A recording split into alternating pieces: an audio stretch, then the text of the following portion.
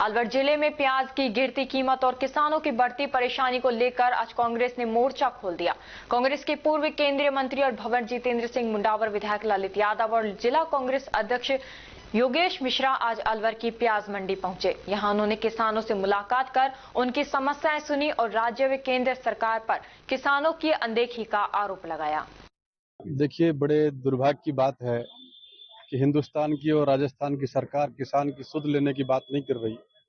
आज अलवर में भी हमारे नेता आदरणीय भवर जितेंद्र सिंह जी किसान की सुध लेने के लिए मंडी में पधारे हैं और किसान की पीड़ा को पूछ करके देश और प्रदेश की सदनों में पहुंचाने का हम लोग काम करेंगे।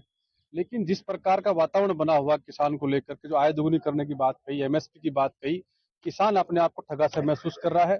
किसान अपनी फसल को नष्ट करने का काम कर रहा है क्योंकि उसको उचित भाव मिल नहीं पा रहा, लागत भी नहीं मिल पा रही है। इसलिए बड़ी पीड़ा का विषय है और तीनों ही मंडियों में नहीं, पूरे प्रदेश में हाहाकार मचा हुआ है।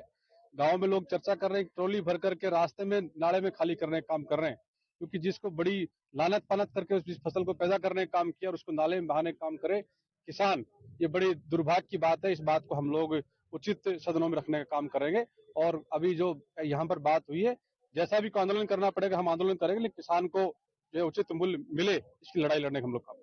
जी, माननीय प्रधानमंत्री जी ने बड़े बड़े मंचों से पूरे देश के अंदर उनने बात रखी थी कि किसानों की आमदनी दुगनी करेंगे।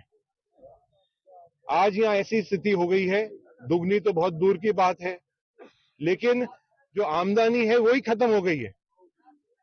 कुछ आमदनी नहीं है, लोग आत्महत्या करने के लिए तैयार हो गए हैं। दुख की बात यह है कि अलवर से दो मंत्री हैं, सेंटर में भी मंत्री हैं और स्टेट के अंदर भी मंत्री हैं। वो क्या कर रहे हैं?